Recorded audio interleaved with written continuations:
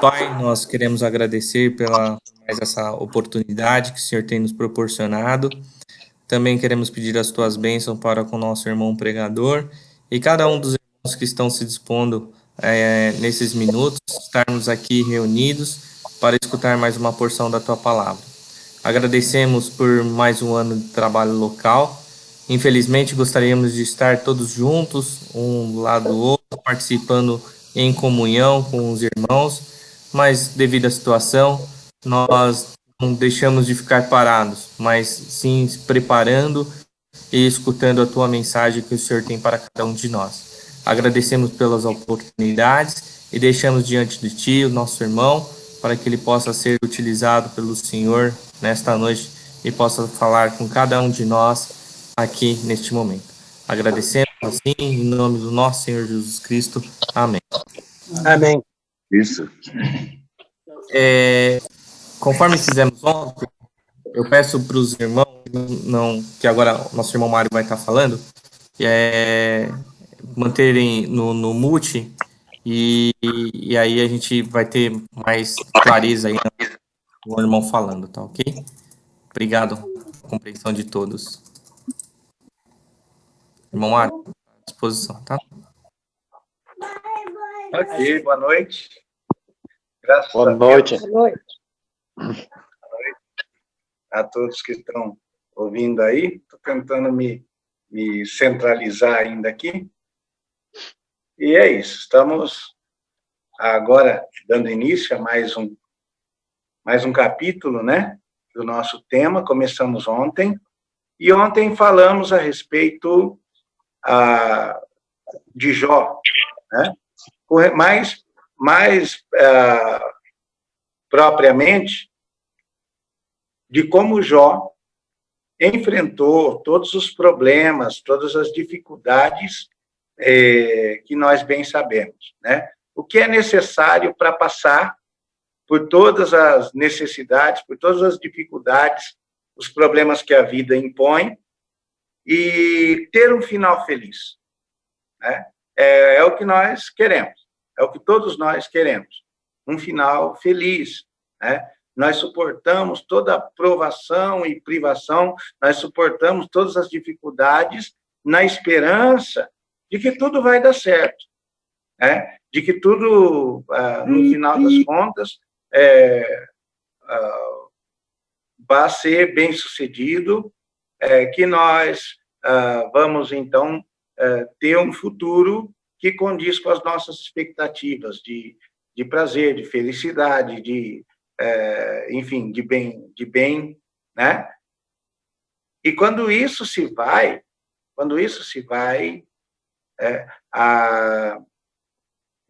a nossa esperança se vai e nós ficamos perdidos, né? E nós vamos então pensar, nós começamos a pensar um pouco ontem a respeito do caráter de Jó. E a conclusão foi que só terá um final feliz quem entender que o caráter, né, um caráter íntegro, reto, temente a Deus e que se desvia do mal, é que te leva a um final feliz, né? Final feliz não é obra do acaso. Final feliz não tem nada a ver com sorte. E ele é resultado, ele é né, a busca do caráter de Deus, né? E nós vimos, com relação a Jó, algumas coisas aqui. Primeiro, nós tratamos a respeito da importância da integridade em tempos de dificuldade, em tempos de luta, né? Um homem íntegro, ele é aquele que cuida de todos os aspectos da sua vida, né? E não permite que nada na sua conduta, nada no seu caráter, então, desabone, né, a sua honradez, desabone a sua história, a sua história, né? de integridade. Então, Jó, nós vimos que ele foi íntegro em 3 aspectos fundamentais da nossa vida, e aspectos que cada um de nós, né, devemos zelar por conduzir. Ele foi íntegro nos negócios. Ele era um homem próspero, ele era um homem muito importante, tinha uma vida de negócios muito dinâmica, mas não se ouve a respeito dele, e se houvesse, Deus certamente o declararia, e Satanás teria encontrado ocasião nisso, né, para desaboná-lo e desonrá-lo diante de Deus, mas ele nunca trapaceou nos negócios, nunca foi ganancioso ou levou vantagem ilícita nos negócios. Ele não era o tipo de pessoa que divide a vida em vida secular e vida espiritual, né? Ele se conduzia nos negócios de maneira ilibada, de maneira também reta e temente a Deus. Na família, né, é fácil você ser bom para os outros lá fora, né? É fácil você ser festejado como bom sujeito, como um cara legal, entre pessoas com quem você não convive diariamente. E quanto mais você se expõe nos relacionamentos, e quanto mais você convive com as pessoas, mais você fica vulnerável e elas começam a conhecer características suas que você procura até esconder, pontos negativos do seu caráter, enfim, né? Então, é fácil subir num púlpito e durante 40 minutos ser um homem de Deus. É fácil, durante 3, 4 reuniões da igreja, durante a semana, né, ou no final de semana, ser um homem de Deus, uma pessoa espiritual, né, alguém apreciado pelos outros como exemplo de moral e assim por diante. Mas na família, né, as máscaras caem. Na família, as pessoas sempre sabem exatamente quem você é e como você se conduz.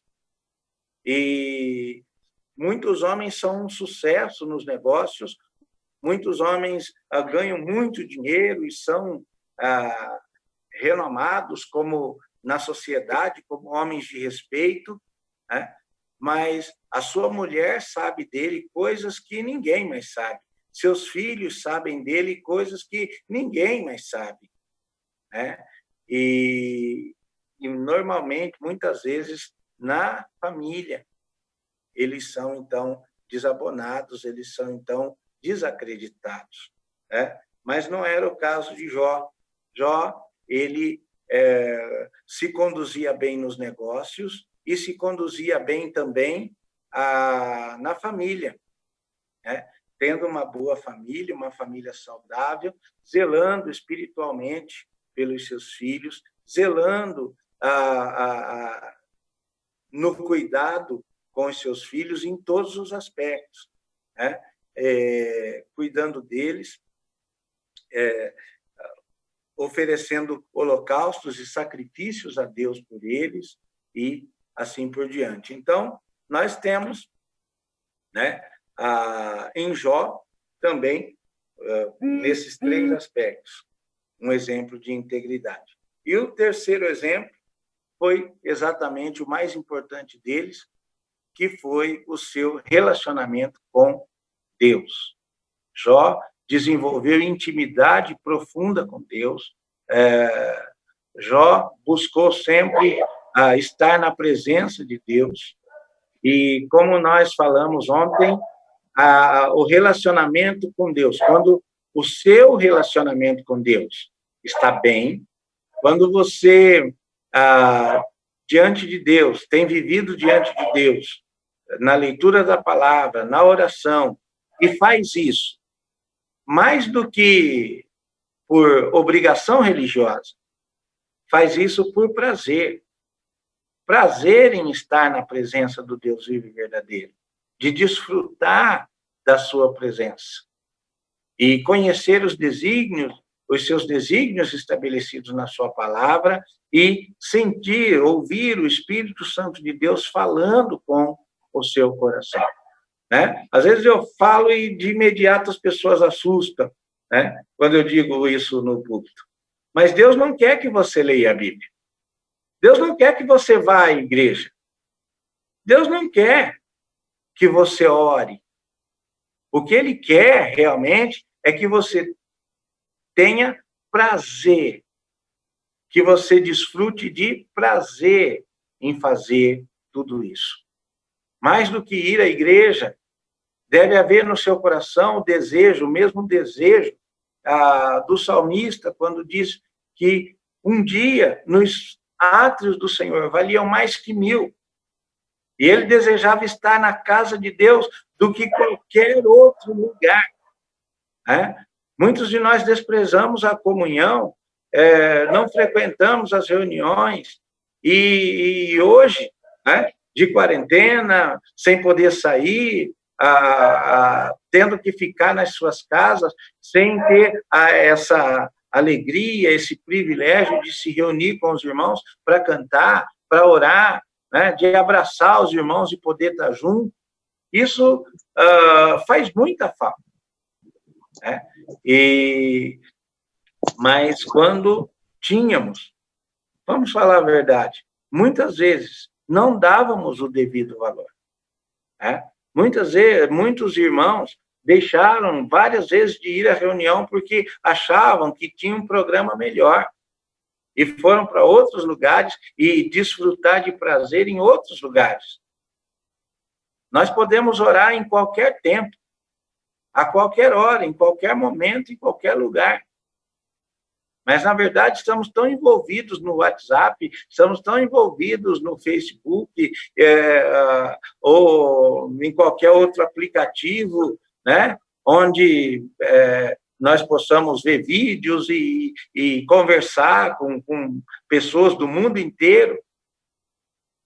E temos prazer nessas coisas, e se não nos policiarmos, ficamos horas e horas somente olhando e assistindo série e nos entregando ao entretenimento. Mas a verdade é que, como nós falamos ontem, o prazer de Jó estava em desfrutar de momentos com Deus. Nada de internet, nada de Facebook, nada de redes sociais. Você pode dizer, não, naquela época também não tinha, né? Era fácil. Né? Mas sentar com os amigos e estar e passear pela cidade para conferir a sua popularidade e receber, né, os olhares das pessoas, né, de apreciação das pessoas, isso poderia muito bem para ele ser distração. Né? Afinal de contas, para que ser famoso se você não vai testar a sua fama em público? Afinal de contas, para que ser rico se você não vai se entregar aos prazeres da riqueza? Né? As circunstâncias mudam, mas o coração do homem é o mesmo. E se Jó não tinha Facebook, se Jó não tinha redes sociais, mesmo assim, ele era um tipo de homem que, se tivesse, ainda escolheria estar com Deus. Ainda escolheria estar com Deus. E nós temos que, diariamente, irmãos, fazermos a mesma escolha. Como vamos viver? O que vai ocupar a maior parte do nosso tempo? O que vai ocupar a maior parte dos nossos esforços, dos nossos sonhos e considerações? É Deus. Onde nós vamos gastar a maior parte do nosso dinheiro? É com as coisas de Deus. Ainda temos que viver e fazer as mesmas escolhas que Jó fazia e tomar as mesmas decisões que ele tomava, porque ainda enfrentamos os mesmos problemas, né? E estamos ainda no mesmo mundo, né? Entregue a Satanás, no qual Jó viveu. Pois bem, enfatizamos ontem, né, a integridade de Jó, e agora vamos falar um pouco a respeito da sua retidão, né?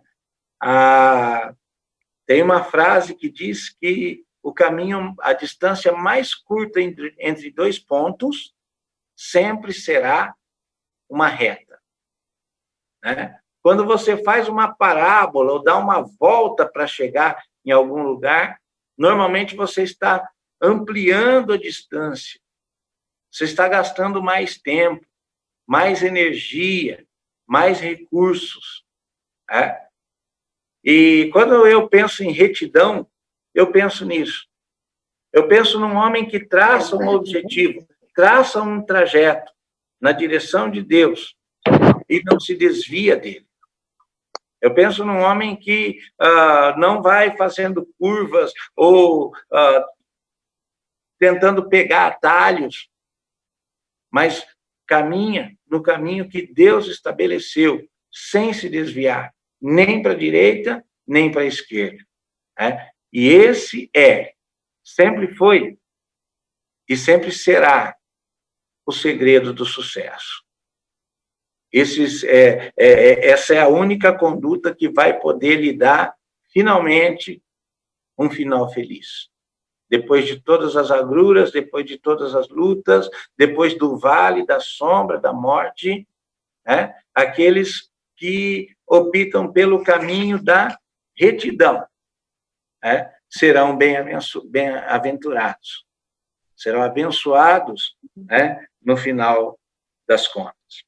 Então, vamos pensar um pouco a respeito de retidão. Retidão, né, tem tudo a ver com justiça. Vamos olhar lá em Gênesis, no capítulo 6, e o versículo 9, para ver o que é que Deus diz a respeito de Noé, né? Quando decide intervir na sua vida, quando decide poupá-lo do dilúvio, dos tempos terríveis que viriam, né? Gênesis, no capítulo 6, e o versículo 9. A palavra de Deus diz aqui, então, a respeito de Noé. Eis a história de Noé. Noé era homem justo, íntegro entre os seus contemporâneos. Noé andava com Deus. Justo, íntegro entre os seus contemporâneos, Noé andava com Deus. A Bíblia diz a respeito de Enoque a mesma coisa. Andava com Deus. Essa expressão andar com Deus é muito rica, é muito ampla. Envolve uma atitude de envolver Deus em todos os seus projetos. Envolve uma atitude de envolver Deus nos seus sonhos, né? Nos seus propósitos. Há um versículo que diz que o coração do homem pode fazer planos, mas a resposta certa dos lábios vem do Senhor, né? Muitos olham para esse versículo e assim, interpretam de maneira completamente oposta ao que está dizendo ali. Se nós analisarmos esse versículo no contexto geral das Escrituras, nós vamos ver que a expressão ali, o homem pode fazer planos, não é não está usando de sarcasmo, né? Não é uma figura de linguagem que usa de sarcasmo ou qualquer outro tipo para dizer que os planos do homem não valem nada e que ele não pode fazê-los. Muito pelo contrário. Nós vemos um Deus que criou um homem com inteligência. Nós vemos um Deus sempre preocupado em dotar o homem de sabedoria. Nós vemos um Deus sempre preocupado em dar condições justamente para que o homem planeje. Deus nos criou para planejar. Deus nos criou para sonhar. Deus nos criou com criatividade e capacidade para transformar o mundo à nossa volta. O ser humano é mais do que uma máquina pensante. Ele é dotado de sentimentos, ele é dotado de livre-arbítrio, vontade própria. E tudo isso indica a nosso respeito que nós não só podemos, nós devemos planejar as nossas atitudes, as nossas ações. Deus nos fez para planejar. Da mesma maneira, como você se alegra em ver seu filho trilhando um bom caminho, né?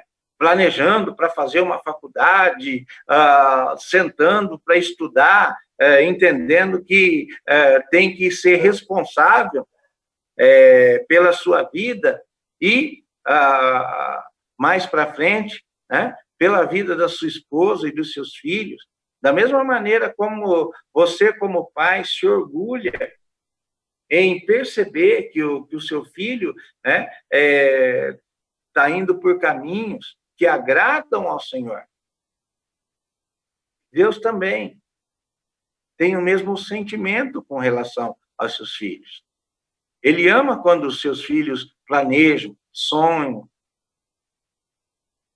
no seu desenvolvimento pessoal, né? Começam a prosperar. O grande problema do homem é que, na grande maioria das vezes, ele não envolve Deus nisso. Né? Eu vou amanhã.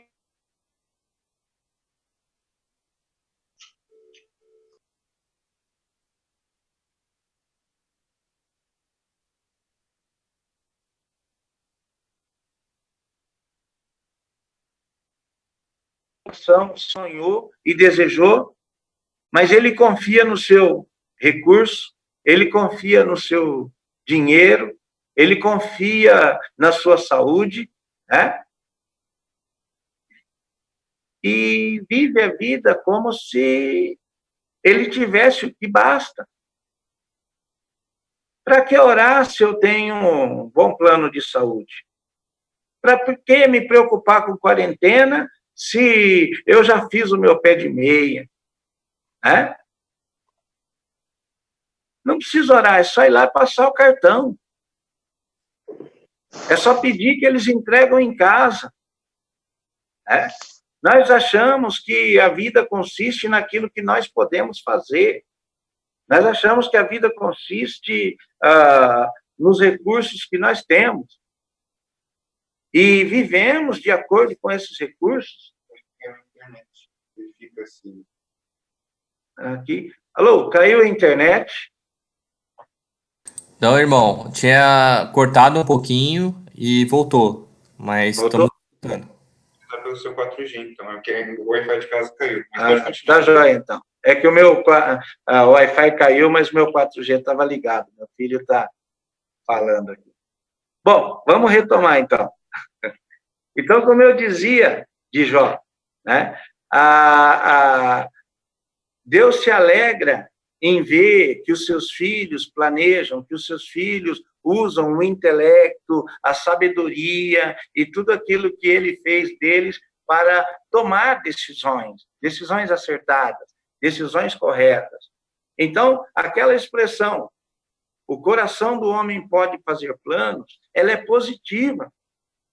O homem pode e o homem deve fazer planos, mas sem se esquecer jamais que a resposta certa dos lábios vem do Senhor. Toda instrução para decidir bem vem do Senhor. Toda sabedoria para decidir bem vem do Senhor. Ele é a nossa real e inesgotável fonte de recursos. É por isso que o justo viverá de que maneira? Por fé. Confiança não naquilo que ele pode fazer, mas naquilo que Deus faz e opera todos os dias. Né? Noé, então, foi considerado um homem justo, íntegro, que fez da retidão o seu estilo de vida. Né? Em 1 Timóteo, nós temos uma outra palavra, diligência. Vamos dar uma lida lá, 1 Timóteo, e nós vamos ler, então, em 1 Timóteo, o capítulo 4 e o versículo 15. 1 Timóteo 4 e 15.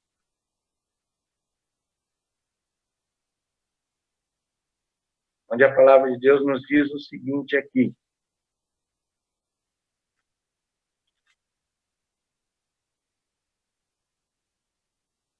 Medita estas coisas, e nelas sê diligente, para que o teu progresso a todos seja manifesto.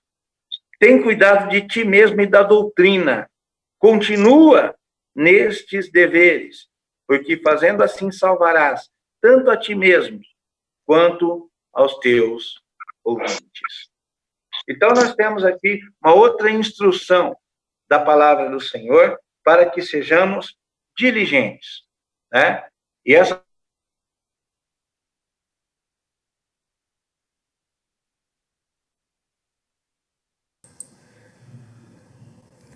Caiu de novo, hein, irmãos?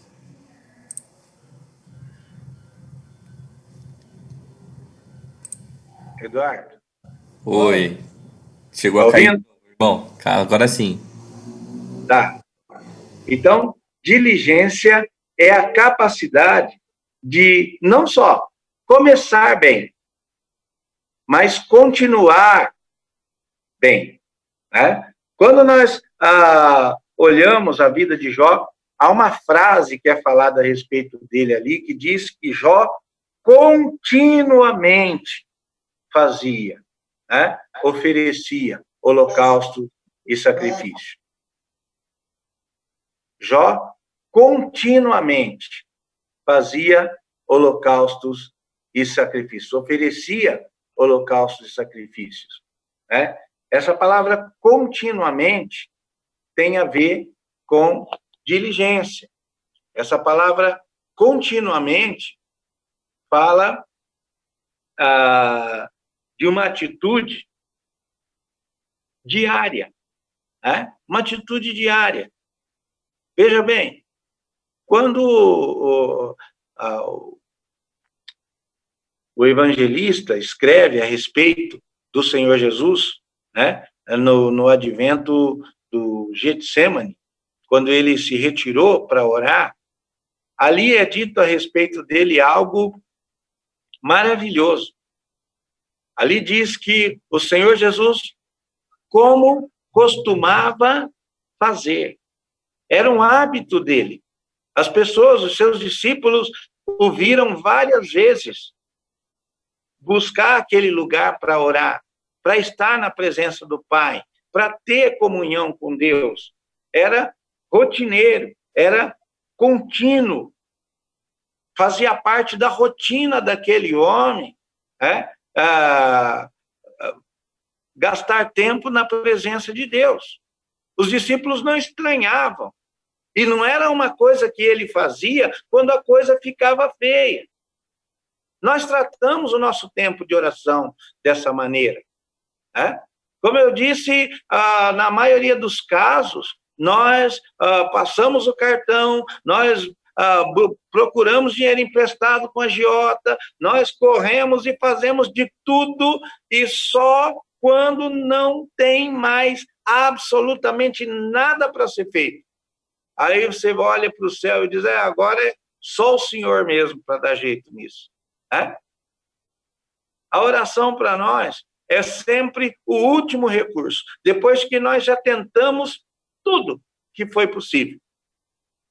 Mas não foi isso que Deus planejou, irmãos. quando o Senhor Jesus entregou a sua vida na cruz do Calvário. A Bíblia diz que o véu do santuário se rasgou de alto a baixo. E o escritor de Hebreus nos conclama, dizendo: entremos confiadamente, né? Entremos confiadamente diante do trono da graça, com intrepidez, deixando o medo, a vergonha ou qualquer outra coisa que nos impeça de lado. Entremos com intrepidez na presença do Deus vivo e verdadeiro, diretamente no Santo dos Santos. Essa é a exortação da palavra, né? Que nós apreciemos e aproveitemos, desfrutemos cada vez mais do direito que nos foi concedido ali na cruz, de entrarmos desimpedidamente na presença de Deus e o buscarmos. E em cada casa, não deve ser surpresa aos seus filhos abrir a porta do quarto e te pegar de joelhos, orando. Não deve ser surpresa para os seus filhos ver a porta do quarto ou do seu escritório encostado enquanto você estuda a Bíblia. Não deve ser surpresa para os seus filhos, como foi para o povo olhar e ver que Saul estava profetizando. Lançou-se até um ditado no meio do povo: até Saul está profetizando. Era algo inédito, era algo que não se via todo dia. Mas quanto ao Senhor Jesus, está escrito a respeito dele, que ele foi àquele jardim, não porque as circunstâncias estavam se apertando, a cruz estava chegando, os inimigos estavam se aproximando. Ele não foi para o jardim porque a coisa estava feia. Ele foi para o jardim porque ali era o seu lugar favorito. Ele foi para o jardim porque isso ele fazia todos os dias. E nem todas as preocupações, e nem todos os problemas ou dificuldades, e nem todas as lutas que ele pudesse enfrentar poderiam privá-lo daquele momento especial.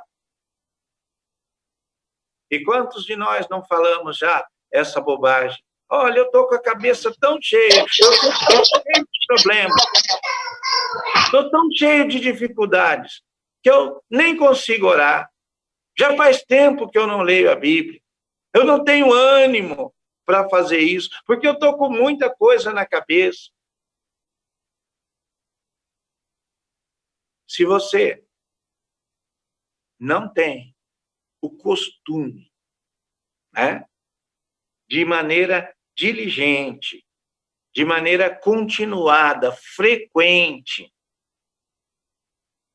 estar na presença de Deus, certamente quando as adversidades chegarem, certamente quando o dia mau se estabelecer, porque isso sempre acontece, porque o mundo é mau.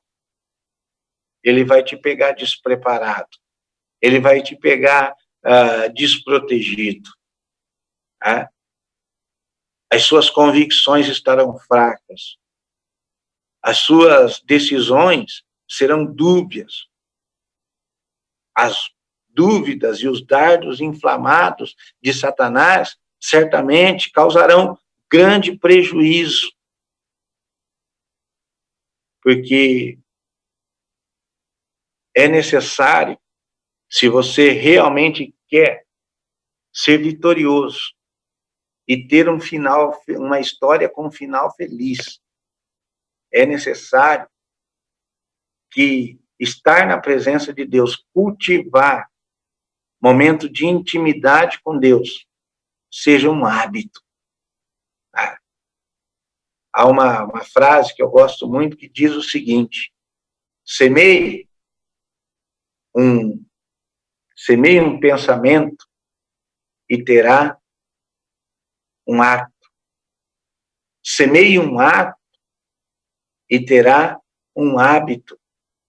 Semeie um hábito e terá o seu caráter. Semeie o seu caráter e você terá o seu futuro. E isso é uma frase, mais do que uma frase bonita, é uma frase que corrobora com o que a palavra de Deus diz a respeito da minha vida, da sua vida, da vida de cada um de nós. Nós gostamos da história de Jó, porque mesmo com todos o sofrimento atroz que ele passou, ela tem um final feliz. Mas não é por acaso que ela tem um final feliz. É por consequência de um homem que escolheu o caminho da retidão. É um homem que deixou bem claro para todos os amigos que negociavam com ele, um homem que deixou bem claro para todos os seus filhos e para sua esposa, que Deus estava acima de tudo para ele. Que a coisa mais importante que ele tinha não era o dinheiro, que a coisa mais importante que ele tinha não era nem a própria família. Ele podia viver sem dinheiro, ele podia viver sem os filhos, ele podia viver sem a sua honra e toda e todo o seu currículo e a boa fama que ele tinha. Ele podia viver sem amigos, mas ele não podia viver sem Deus. No desespero de ver o seu marido coberto de chagas e tumores, depois de ter perdido absolutamente tudo que poderia perder, a sua mulher grita para aquele homem: amaldiçoa esse teu Deus e morre. Ele disse: falas como uma louca. Temos recebido o bem do Senhor. Porventura, não receberíamos também o mal? Ou seja, ele tem o direito de fazer da minha vida o que ele quiser, o que bem entender, aquilo que desejar. Aqueles que andam com Deus, aqueles que andam com Deus, andam sob a soberania de Deus. E como terminamos cantando ontem, ele é Senhor, ressurreto dentre os mortos, ele é Senhor.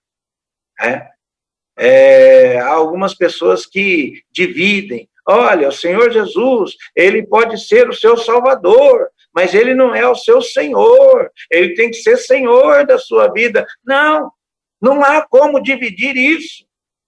Se ele não é Senhor da sua vida, se você não se arrependeu dos seus pecados e os confessou diante dele, e se curvou diante dele para receber a sua soberania sobre a sua vida, ele não é nada. Ou ele é Senhor, como Deus estabeleceu, porque aprove a Deus que nele residisse toda a plenitude, ou ele não é nada para você. Ele não pode ser o seu Salvador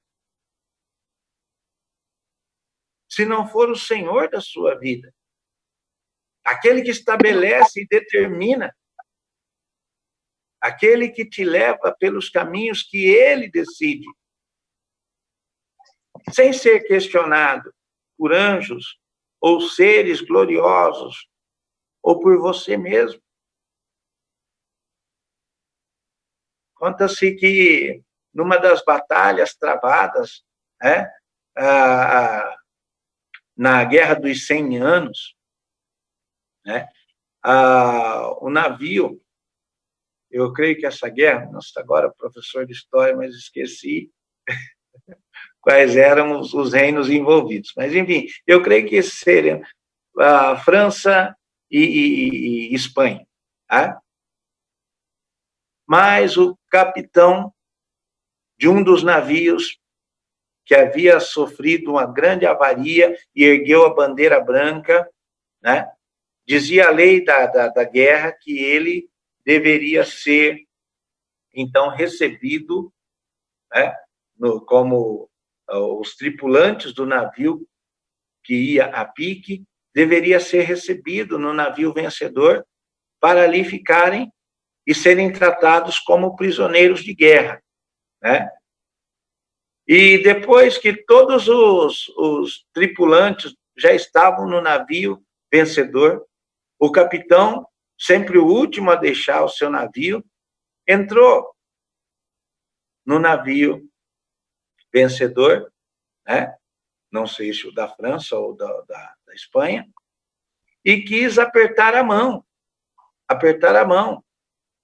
e cumprimentar o comandante vencedor pela vitória. E ainda com as mãos para trás, o comandante vencedor olhou nos olhos daquele homem e disse: primeiro, você entrega a sua espada, depois eu aperto a sua mão. Para nos relacionarmos com Deus tem que ser assim. Ele me venceu. Eu era rebelde, eu era contumaz nos meus pecados, nas minhas opiniões. O que valia era o que eu queria, do jeito que eu queria. Eu era selvagem no meu estilo de vida, na minha maneira de viver. Eu vivia para promover a minha vontade, para fazer as coisas do meu jeito. Eu era assim, você era assim. Mas conversão significa mudança de atitude. Conversão significa entregar ao Senhor a sua espada, como ato de contrição e rendição, como ato claro de quem reconhece que foi vencido pelo vencedor. É isso que Paulo disse, quando ele disse que o Senhor o conduziu em triunfo. Eu já ouvi pregações hermenêuticas, né, desastrosas nesse aspecto, né, dizendo: Deus me leva em triunfo, Deus me honra, e tal. É o contrário, completamente o contrário do que Paulo está afirmando. Quando ele diz a respeito do Senhor Jesus que este o levava em triunfo, ele estava falando que ele havia sido vencido por esse general glorioso, por esse general maravilhoso, que as suas forças haviam sido colocadas por terra. Ele se lembrou provavelmente da sua conversão, quando ele marchava todo vitorioso para matar e prender os crentes e fazer e acontecer, e caiu do seu animal cegado por uma luz tremenda, e lá no chão, quais foram as palavras de Paulo? Quem és tu, Senhor? Senhor, ele disse, ele é maior do que eu, ele é mais poderoso do que eu, ele é tudo, eu não sou absolutamente nada, nem ninguém. Naquele momento, o seu coração temeu e tremeu diante de Deus. E ele bradou: quem és tu, Senhor? Isso é conversão. Conversão genuína, verdadeira. Primeiro você entrega a sua espada, se rende. E quando Paulo diz que o Senhor o levava em triunfo, é porque, uma vez vencidos, o general vencedor retornava para sua cidade, levando os cativos, nus, envergonhados, desonrados. E ia lá na frente o general, no seu cavalo de guerra, de batalha, arrastando com correntes, amarrados, aquele monte de escravos, demonstrando a sua completa e absoluta superioridade sobre os seus inimigos. Nós éramos inimigos de Deus. Nós lutamos contra ele e perdemos a batalha. Nos rendemos ao seu coração. Rendemos o nosso coração à sua soberania. E ele é nosso Senhor. E aí sim, nosso Salvador. Nosso Salvador. Então, Jó entendeu isso. Entendeu isso. E escolheu o caminho da retidão.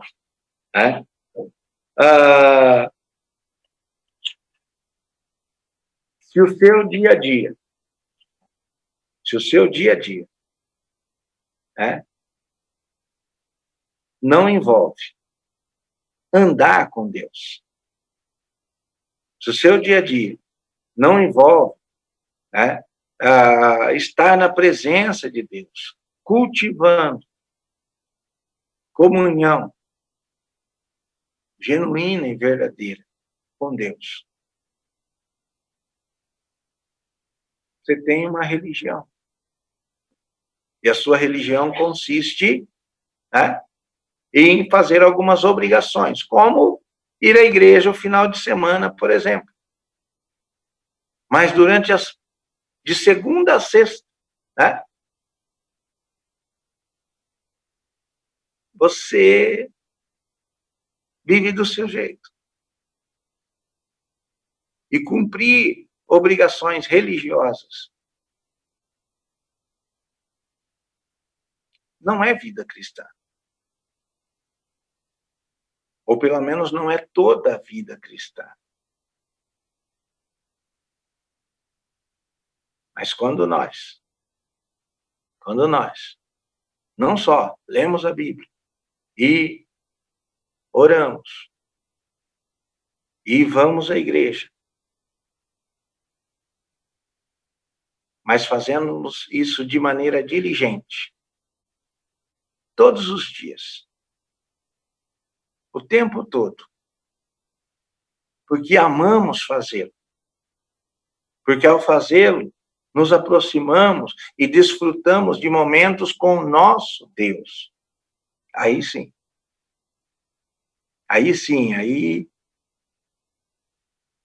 quando as tempestades e lutas e dificuldades a surgirem, porque vão surgir, nós podemos responder a todas elas, como o apóstolo Paulo. Eu sei em quem eu tenho crido. Estou bem certo de que ele é poderoso para guardar o meu depósito até o grande dia. O Brasil vive hoje uma agonia que parece interminável. E dentro das nossas casas, olhando pela televisão, nós vemos os dois maiores ícones da nossa nação, Sérgio Moro e o Bolsonaro, que deveriam fazer parte de um time que nos levaria como nação a dias gloriosos, brigando entre si e brigando por poder. Os heróis caem, os heróis mentem, os heróis e os mitos acabam agindo de maneira a desmerecer a nossa credibilidade. Mas os que confiam no Senhor são como um monte de Sião, que não se abala, mas permanece para sempre.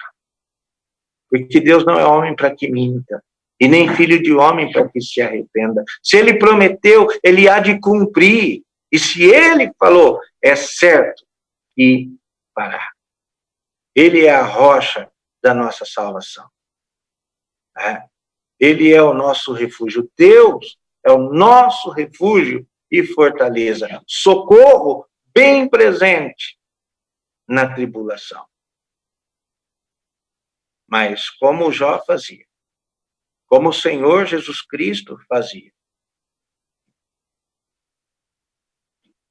aqueles que só buscam depois que tudo já se esgotou. Aqueles que os buscam esporadicamente, de vez em quando, só para quietar a consciência. Dificilmente o encontrarão. Em tempo oportuno, dificilmente terão condições de suportar, e mais do que suportar, reverter as tribulações e dificuldades em vitória. Porque a vitória é daqueles que decidiram andar com Deus. Acrescentar Deus a todos os planos e sonhos e projetos. E tem certo no seu coração o que Moisés também tinha. Se o Senhor não for conosco, não nos faça sair desse lugar. E retidão é isso. Andar com Deus. No caminho que Deus traçou, sem se desviar dele. Falar a verdade, né? Mesmo que isso lhe cause prejuízos financeiros, morais, ou de qualquer ordem que seja, né? Assumir compromisso com a verdade, né? E, finalmente, a terceira e última que nós vamos analisar aqui, né? A característica de Jó, né? Ele era íntegro, vimos o que isso significa, ele era reto, pensamos sobre isso também, mas o Senhor fala que ele era temente a Deus e que se desviava do mal, né? O temor do Senhor, diz a palavra, é o princípio da sabedoria. Provérbios 9 e 10. Né? Eu vou abrir aqui só para confirmar. Né? Provérbios, capítulo 9, versículo 10. O temor do Senhor é o princípio da sabedoria, e o conhecimento do santo é prudência. Né? O temor do Senhor é o princípio da sabedoria. Né?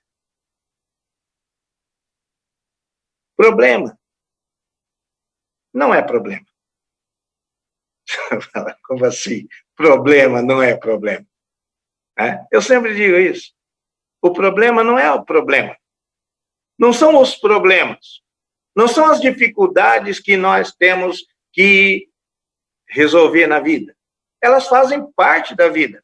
Elas estão aí todos os dias. O problema não são os problemas.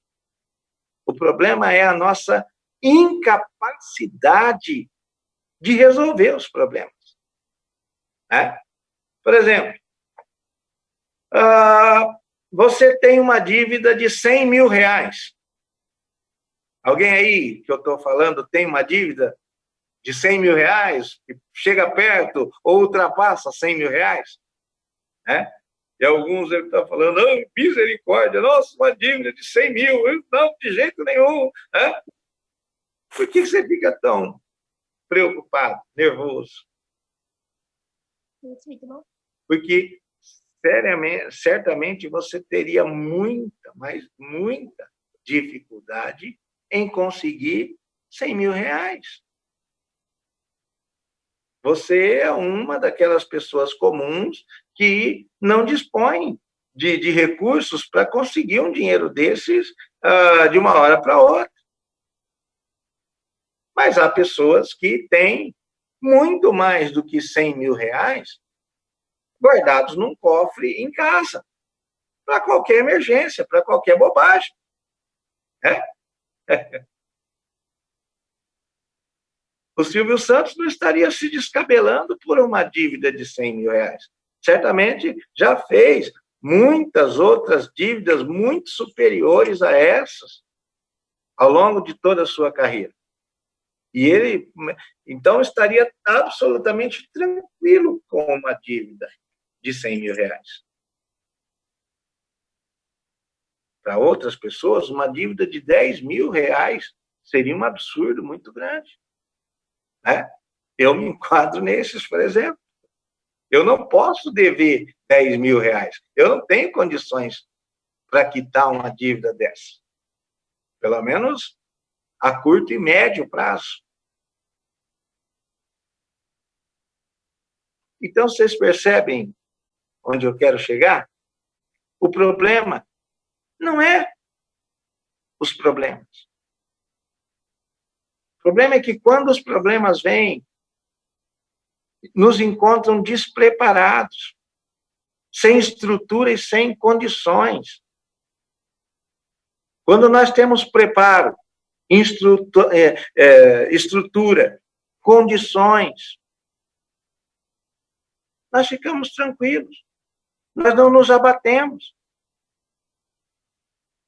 Porque antes do problema, já tinha a solução. Ai, chegou o boleto aqui, 10 mil reais para pagar até na quinta-feira. Pega lá no cofre. Tem mais de 50 mil lá aí. Né? Qualquer coisa, o meu cartão do banco cobra esse limite fácil.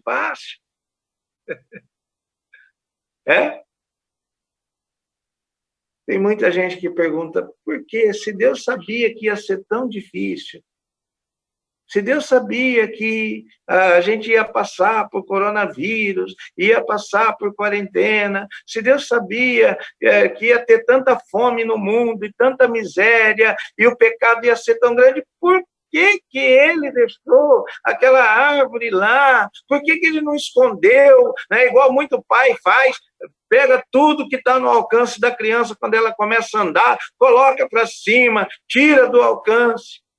Por que Deus não fez isso? A resposta é muito simples. Porque a solução já existia antes do problema. Porque o Senhor Jesus era o cordeiro que já havia sido morto antes da fundação dos séculos, antes, no seu poder glorioso, absoluto. Deus já tinha a solução, e ela estava no seu Filho, Jesus Cristo. Ele sabia, sim, de todos os problemas, de todas as dificuldades, cada uma das más ações e más escolhas dos homens. Mas ele sabia que todas essas coisas, poderiam e seriam resolvidas quando tudo estiver sob os pés do seu Filho Jesus Cristo. E no seu propósito eterno, nós podemos descansar num Deus que nunca foi pego de surpresa. O Evangelho não é um plano B, onde Deus teve que fazer um remendo, uma costura, porque foi pego de surpresa pelo pecado dos homens. O Evangelho não é um plano B. Porque onde abundou o pecado, superabundou a graça. Você entende que a graça é antes do pecado? A graça é antes de toda essa miséria que nós estamos vivendo. A graça de Deus já enchia os céus. A graça de Deus já se manifestava plena e absoluta na pessoa do seu Filho Jesus Cristo. A graça de Deus é muito maior. E é por isso que nós podemos cantar maravilhosa graça, maior que o meu pecado. Como poder contá-la? Como hei de começar? É maior que o meu pecado inútil. É maior do que essa minha vida vã. A graça de Deus, que se manifestou na cruz do Calvário, na pessoa do seu Filho Jesus Cristo, já existia antes e será para sempre. Para sempre. É por isso que não precisamos temer. É por isso que, se optarmos como Jó optou, por temermos a Deus e andarmos nos seus preceitos, não precisaremos temer mais absolutamente nada. Você sabe quantas vezes na palavra de Deus você tem essa ordem, essa diretriz? Não temas. Ah? Não temas, não temas. Ah? Várias vezes, centenas de vezes, muito mais de 100 vezes. Não temas. Porque realmente não precisamos temer. Deus já tem a solução e a resposta. Deus já providenciou todos os recursos. E se nós decidimos temer a Deus, e eu já ouvi várias coisas a respeito do que é temer a Deus, né? E alguns falam, não é ter medo, é você ter reverência e você respeitar e tal, né? Mas, na minha opinião, eu creio que é tudo isso. É temor e tremor. É mais, sim, do que temer o castigo de Deus. É reverência por estar diante de alguém incompreensível, de um Deus tão poderoso e tão fora do universo que nós conhecemos, que não conseguimos abstrair e realmente ter, né, a noção de com quem estamos lidando. Né? Uma moça secretária, era nova na sua função, não conhecia ainda direito, né, a empresa onde trabalhava, e recebeu um telefonema de alguém, né, que exigiu que ela deixasse o seu cargo e fosse chamar o doutor fulano no outro lado da sala. E ela disse, não, agora eu estou ocupada, eu não posso fazê-lo, né? Para mim não dá, eu estou muito atarefada aqui.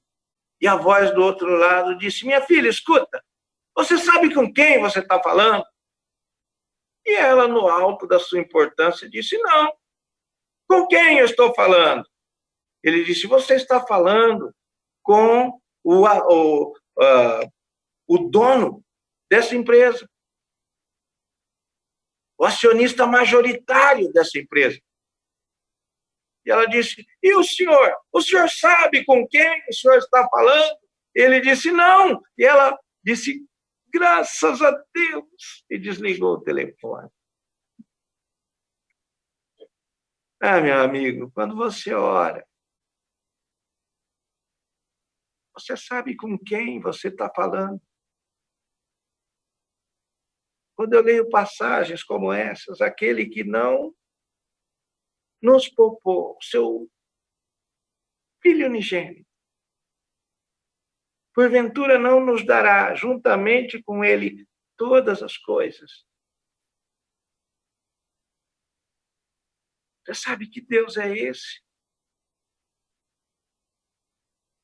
E qual é o projeto que ele tem para a sua vida e o projeto que ele tem para você?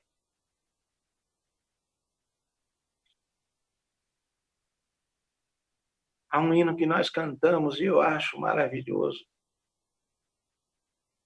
E uma das suas estrofes diz: tu me chamaste amigo, mas eu te chamei Senhor. Se você sabe com quem você está falando, Ele é seu Senhor. Infinitamente maior do que eu. Gloriosa e infinitamente maior do que eu. O salmista diz: quando contemplo os seus céus, obra das suas mãos. Os céus refletem a glória de Deus. Mas nem de longe esgotam em todo o seu fulgor a glória de Deus. É uma amostrinha pequena do que ele pode fazer. E o salmista diz: que é o homem que dele te lembres, e o filho do homem que o visites. Não existe homem importante quando ele leva em consideração a presença do Deus vivo e verdadeiro.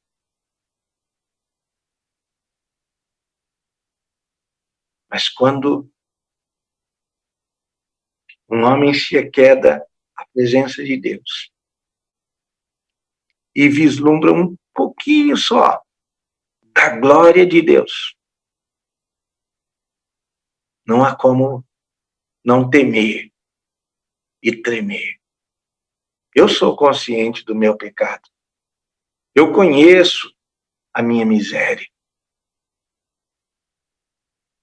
E como Pedro, depois da pesca maravilhosa, aquele homem pede que o Senhor se afaste de mim, Senhor. Se afasta de mim, eu sou indigno. Eu não mereço. João, que enquanto ele estava encarnado, se reclinou no seu ombro. Mas ao vê-lo na sua glória e majestade, caiu aos seus pés como morto. Desfaleceu-se todas as suas forças. E ele descobriu que nesse corpo corruptível não há como suportar a glória de Deus. Isso é temor, reverência. Ao lidar com Deus, eu tenho que ter consciência, no mínimo a consciência, de que eu estou lidando com aquele que é tudo, enquanto eu não sou nada. Eu tenho que ter consciência que eu estou lidando com o eterno, enquanto eu sou como a erva, que hoje está e amanhã já não é. Quando nós temos essa consciência, essa reverência, esse respeito, somos tomados por uma admiração tão grande, tão profunda, tão intensa, que adorar e louvar é uma reação natural. Não é uma obrigação religiosa, é uma reação natural.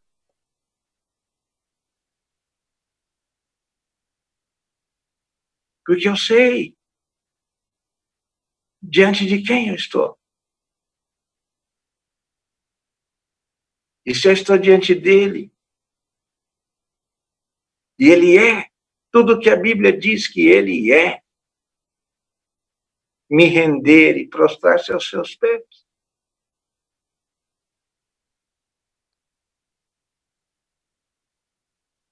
Como verme, como um cão morto. É uma reação natural. Mas como João, nós somos levantados pelo poder do Espírito Santo de Deus. E ele nos revela que, nos seus propósitos eternos, ele estabeleceu que nós brilharíamos com a sua glória, num corpo glorificado e transformado, à sua imagem e semelhança. E seríamos como ele é. É muita coisa, não dá para entender isso, não dá para admitir isso nesse corpo mortal. Como alguém como eu vai poder ser como ele é. Mas essa é uma verdade gloriosa, que firma os nossos corações em qualquer crise moral, espiritual, financeira, social. E faz nos regozijar na presença do nosso Deus, deixando tudo o que está à nossa volta em segundo plano.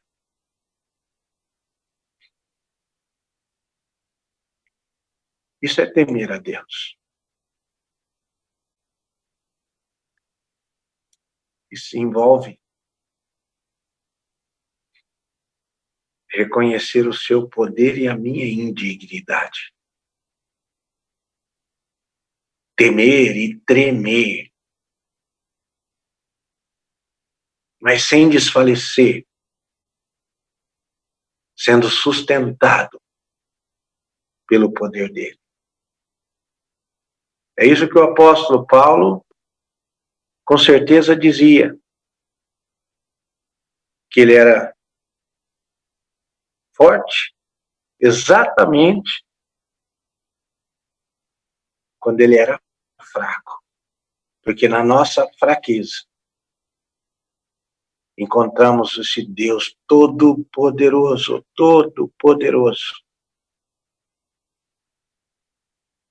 que faz com que a vida não se limite mais aos meus recursos,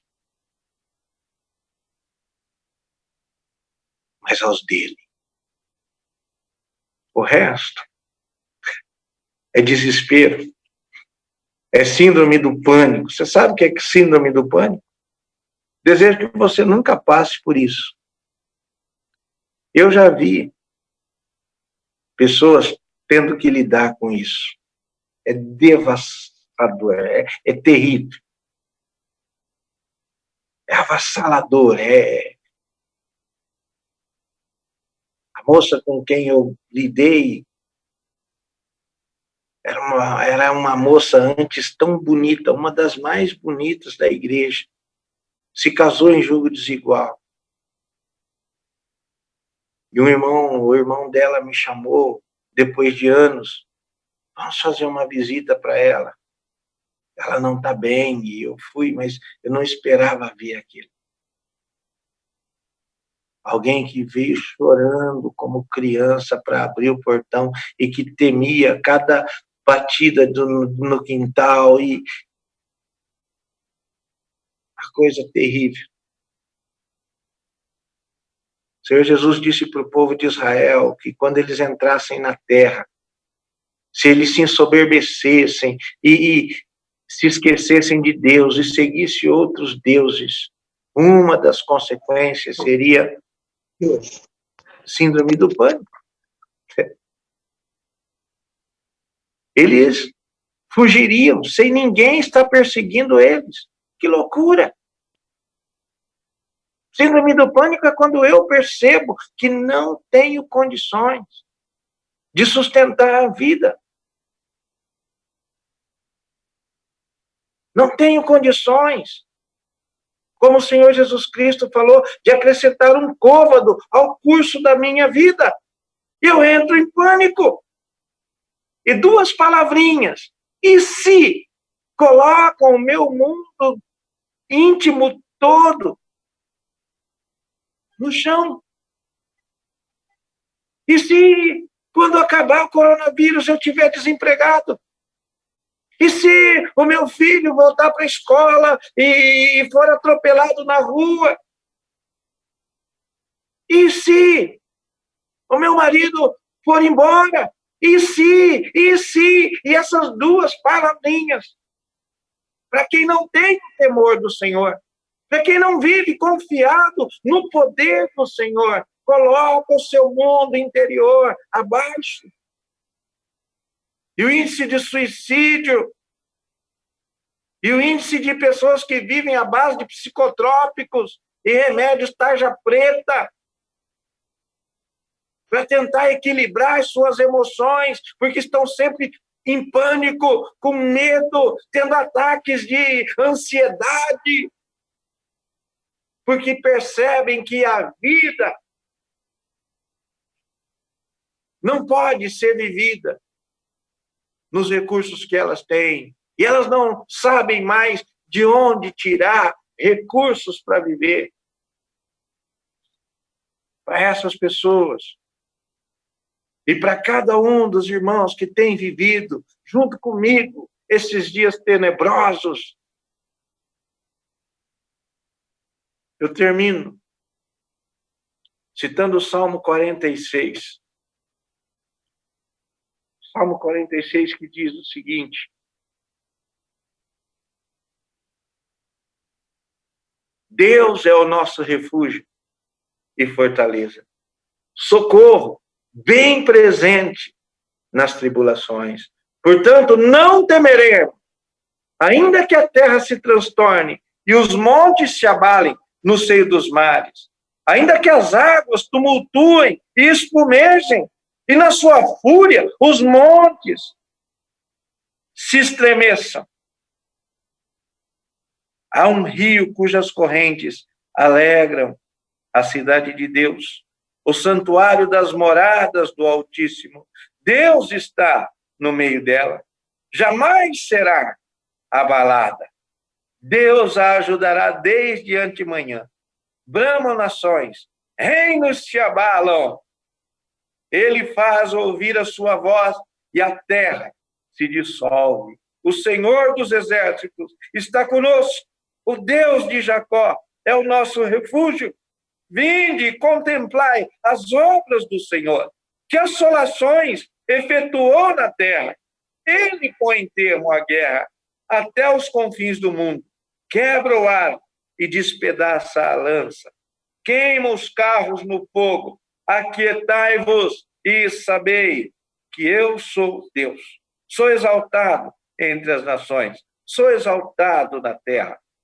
O Senhor dos exércitos está conosco. O Deus de Jacó é o nosso refúgio. Que Deus nos abençoe, irmãos. Que essas palavras possam ir diretamente ao coração de cada um dos irmãos. Como de fato ela é palavra de Deus e não de homem.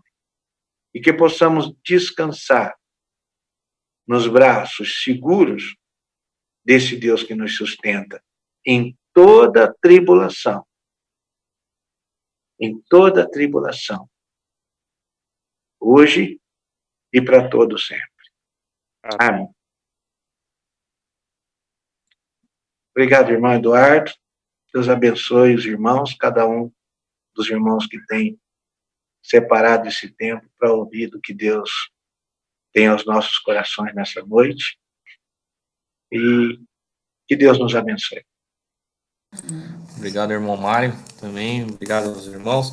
Antes de eu dar a oportunidade para os irmãos cumprimentarem o irmão, quero agradecer as igrejas aí participantes, todos os irmãos que deram o apoio para que esse trabalho pudesse ser realizado, ao irmão Mário principalmente. Queria agradecer o irmão Liseu, o irmão Eliseu, Marega. Tem alguns irmãozinhos aqui, se eu for falar todos, eu vou acabar esquecendo dos nomes aqui, mas fico muito feliz em nome do trabalho local que nos reunimos aqui na Penha, pela participação de todos, né? Eu gostaria de pedir para um irmãozinho orar. Eu vou pedir para o nosso irmão Mauro, do Orquídea, se ele puder orar, eu agradeço. Eu tô vendo ele aqui pela outra tela, que eu tô com auxílio junto com a minha esposa aqui, tá me ajudando para ver as pessoas aqui que estão conectadas. Bom, Mauro, ore, aí depois todos estão em liberdade para se cumprimentarem, dar oi aí para o nosso irmão Mário, e, e aí estaremos aguardando aí por todos, tá bom? Irmão Mauro? Vamos orar então.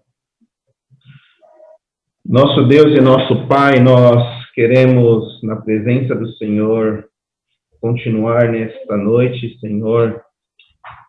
Em primeiro lugar, queremos te louvar e bendizer pela pessoa do Senhor, pois cremos que o Senhor é o Deus Todo-Poderoso, é o Deus Criador, é o Deus Sustentador, é o Deus que é onipotente, é onipresente, é o Deus onisciente, é o Deus que também é santo, é justiça, e é o Deus que é graça e misericórdia. É o Deus que é amor, e que em amor nos salvou em Jesus Cristo. Nós, imerecedores, nós, como todos que estão aqui, homens e mulheres, imerecedores de qualquer favor do Senhor, mas o Senhor quis nos salvar, o Senhor quis ter comunhão com este povo, e nós te louvamos pela bênção da salvação. Te agradecemos, Deus, porque temos o grande privilégio aqui no Brasil de termos a Bíblia Sagrada na nossa língua nativa.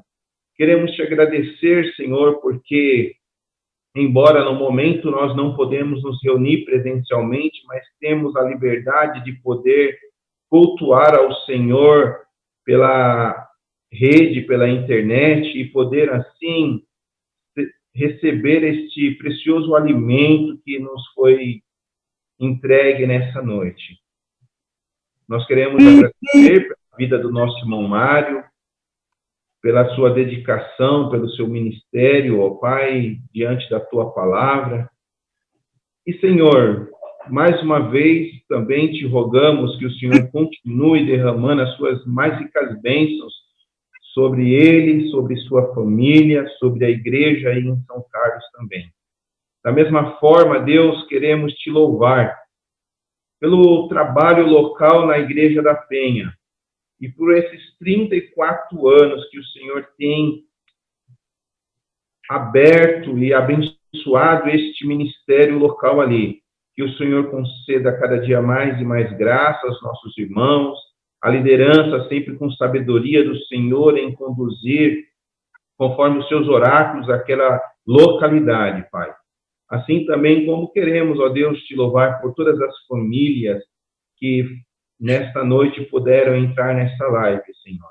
Que o Senhor seja com a sua graça, com a sua bênção sobre todas as áreas, ó Pai, sejam físicas, pelas necessidades, quem sabe pessoas que estão doentes, pelas áreas emocionais, como ouvimos, ó Pai, talvez síndromes, ó Deus, e, ó Pai, principalmente pela área espiritual. Nós clamamos em cada família que está ouvindo, ó Deus, essa oração, que está ouvindo esta conexão, que o Senhor seja, ó Deus, com a tua graça e com a tua bênção sobre nossas famílias. Mais uma vez, rogamos pelo Brasil e rogamos por toda essa situação que temos vivido, ó Pai. São crises em cima de crises, ó Pai. Mas nós cremos de que aqueles que estão em Cristo Jesus podem descansar de que todas as coisas, Pai, cooperam para o bem daqueles que amam a Deus. E nós podemos estar descansados de que o Senhor, o soberano da história, mantém o curso da história nas suas mãos. Por isso, ó Deus, queremos te agradecer, Pai, porque podemos descansar sempre na provisão do Senhor. Muito obrigado, ó Deus, enfim, por esse tempo que passamos. E assim, ó Deus, queremos te agradecer e te louvar. E assim o fazemos no nome precioso do Senhor Jesus Cristo. Amém. Amém. Irmãos, só mais um recadinho. Amanhã teremos nosso irmão Mário novamente conosco, às 10h30. É o mesmo link lá para acesso da reunião. e contamos aí com a presença de todos também. Sabemos que alguns têm alguns trabalhos locais aí, mas quem tiver a oportunidade, ficaremos bastante felizes com a participação dos irmãos, tá bom? Então, a partir das 10h30, nós teremos mais um pouquinho da pregação da palavra do Senhor com o nosso irmão Mário, tá bom? Tá aberto aí o áudio de vocês. Muito obrigado.